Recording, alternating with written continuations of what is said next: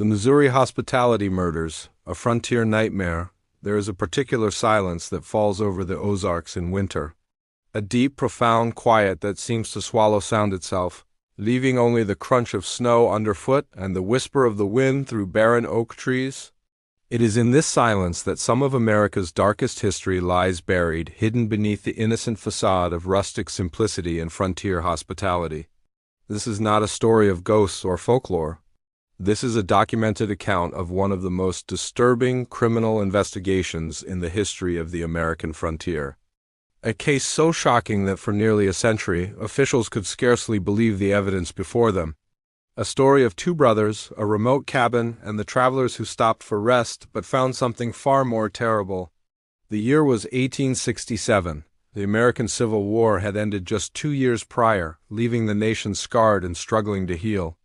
In the rugged, isolated hills of the Missouri Ozarks, Reconstruction took on a different meaning. It was about survival. The roads were primitive ribbons of dirt carved through wilderness, connecting scattered settlements that clung to existence in the harsh landscape. For those who traveled these roads, postal carriers, merchants, families seeking new beginnings, the journey was perilous. Bandits, harsh weather, and simple misfortune waited around every bend. In this environment, a promise of shelter was more than hospitality. It was potentially life-saving. Approximately 17 miles northeast of Springfield in Webster County stood such a promise. A modest cabin set back from the road, partially obscured by a stand of oak trees. A hand-painted sign simply read, "Water and rest for weary travelers." This was the Stillwell place, named for the two brothers who had settled there around 1863. Elias, 37, and Jeremiah, 34, were known to offer water from their well, sometimes a meal or place to sleep for those passing through. Neighbors described them as quiet men who didn't cause trouble. They appeared when many did during the war's chaos, their past unknown, their origins unquestioned. On December 12, 1867, this facade of frontier benevolence would crack open to reveal a horror that would haunt the Ozarks for generations. Thomas Weston, a 31-year-old postal carrier familiar with the hardships of the trail, was making his route through Webster County when a heavy snow began to fall. Seeking shelter, he turned toward the Stillwell cabin, a place he had visited twice before, but something felt different immediately. No smoke from the chimney despite the biting cold. No lantern in the window.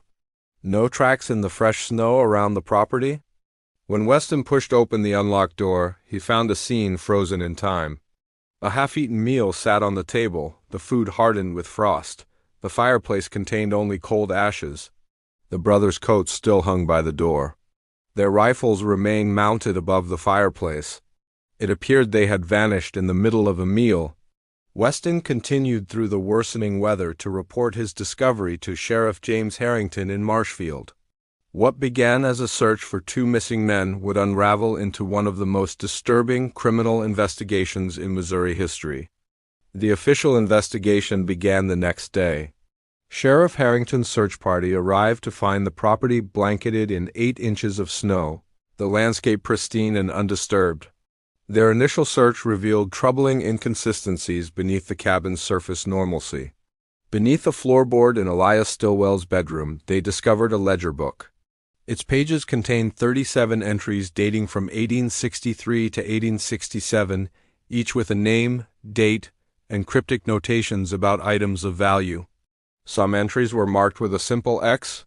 The final entry, dated November 29, 1867, read, J. Hammond, Springfield Merchant, gold timepiece, $37 notes, quality goods, X, but the true horror lay hidden underground. A root cellar extended 15 feet into the hillside behind the cabin. At its rear, investigators discovered a recently excavated tunnel leading to a hidden chamber roughly 8 by 10 feet in dimension. Inside, they found not food stores, but a collection of personal effects that would chill them to their core. Watches, rings, clothing items, papers all belonging to different individuals. Most disturbing of all, 32 pairs of boots and shoes of varying sizes, some showing considerable wear, others nearly new. The implication was undeniable. These belongings had been taken from travelers, presumably those who had stopped at the cabin seeking hospitality, yet no bodies were found. No blood evidence, nothing to conclusively prove violence had occurred. As Winter's grip tightened, the investigation continued. Sheriff Harrington began cross-referencing the names in the ledger with missing persons reports.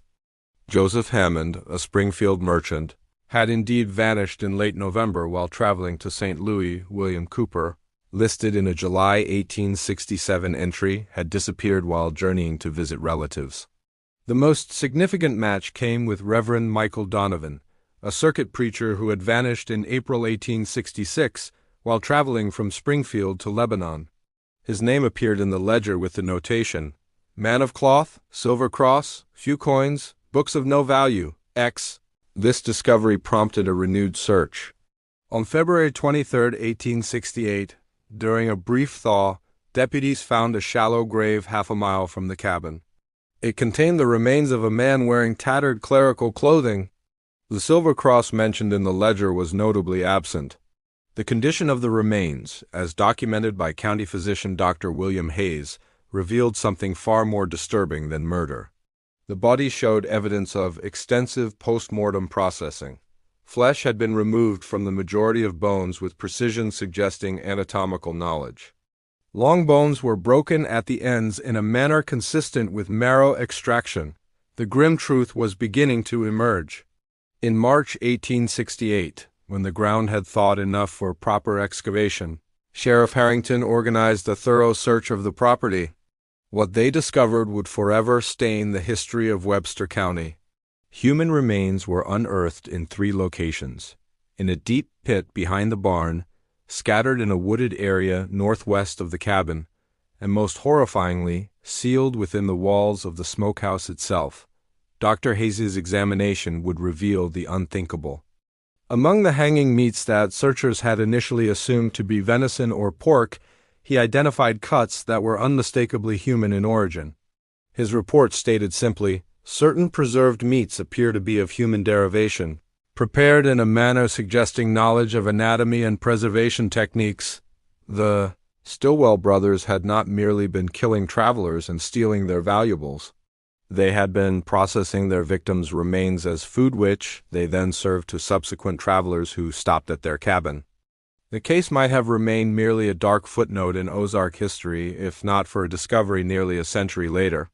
In 1952, during renovations to the Webster County Courthouse, workers found a sealed compartment containing documents thought lost in an 1892 fire.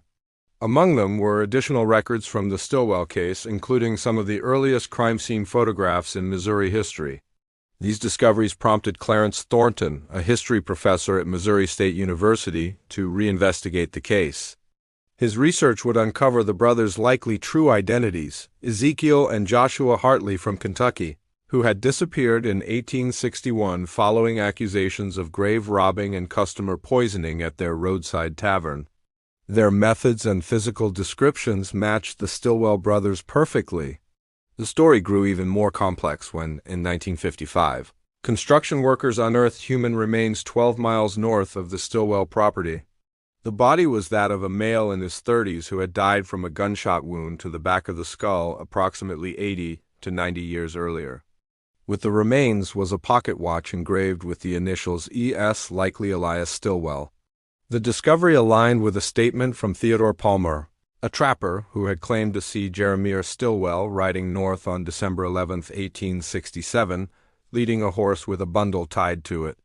Had Jeremiah killed his brother and fled, or had some third party been involved? The final, most startling revelation would come from Thomas Weston's own journal, discovered by his great-grandson in 1968.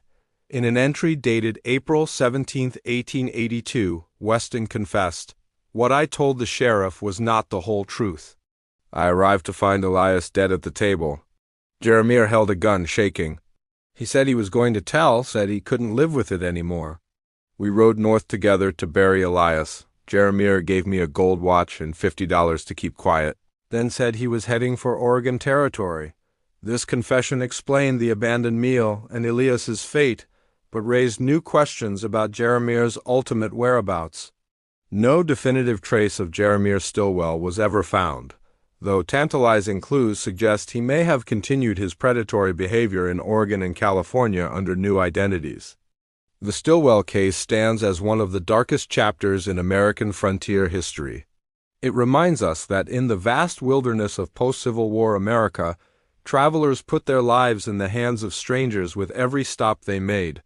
The brothers' methodology offering food and shelter, using their victims' remains as sustenance for subsequent visitors, collecting trophies in their hidden chamber suggests a depravity that transcends simple criminal motivation.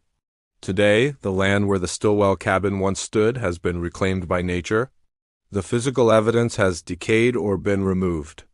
But the story endures as a cautionary tale passed down through generations, a reminder of humanity's capacity for both hospitality and horror. For those who know the tale, the lesson remains clear. Not all who offer shelter from the storm have benevolent intentions.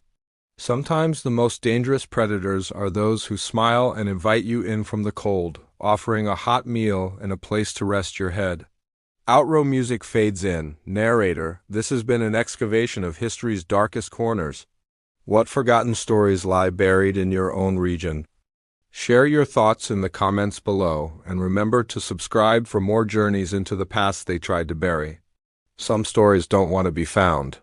They want to be remembered.